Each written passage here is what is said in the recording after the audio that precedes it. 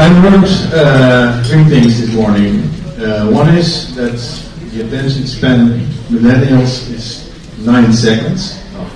Maybe a little bit older, but I'm afraid that your attention span is still pretty short. The other thing I learned is that all the things that we have been listening to this morning were about change. Change of the environment, change of the economy, change of the organization, change of consumer behavior. And my little contribution today will be about change as well, and about my conviction that at the heart of that change should be your brand identity. And I would like to share a little bit the journey we have been going through within ING. So change in the financial services sector has been with us since the crisis. Maybe a little bit less in Asia, but if you look at Europe and the US, it's just really tremendous, the changes we have been going through as an industry and also within ING. 10 years ago, Twitter was still a sound of a bird. Clouds were still in the sky. 4G was a sparking spot, and Google was sound. And 10 years ago, in 2008, just before the crisis, ING, things couldn't have gone better. Our share price was ultimately very high. We just entered the Interbrand ranking of most valuable brands. And we were active in 60 countries, a wide range of businesses, varying from real estate to banking.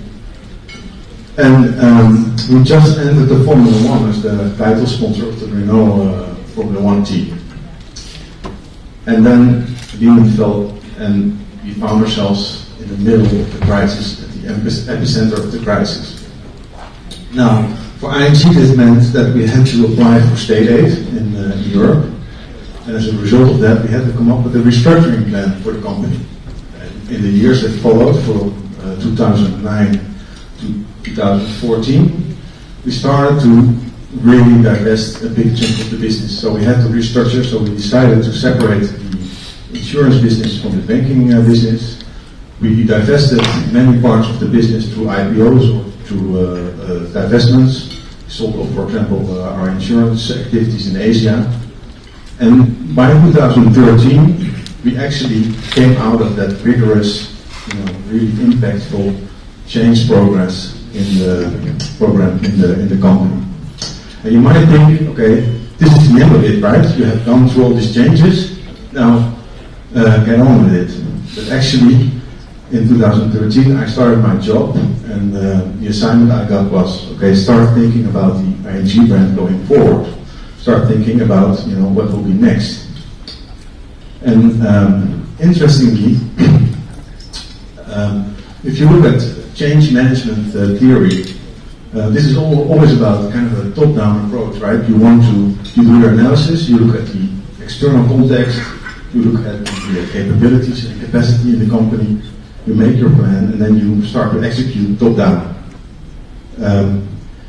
And whereas there's more and more interest from top management in branding, still the brand is a little bit overlooked at in many of these change programs. And if you look at brand theory, change management is also a little bit outside, the context. So I've been starting to think about, how can we put the brand really central to these changes that are going on. And while we were in the change program and really internally focused, there was also lots of things going on outside. New entrants putting industries up and down, and consumer behavior changing overnight as a result of the crisis, as a result of new technological developments. For example, in Spain, our business today is 98% digital, of which 50% is mobile, and that's growing by 20% a year. So that's huge. That's a huge change. And all of these changes resulted in the brand value for ING really dropping off the cliff, basically, in the crisis. So we have to come up with a new story.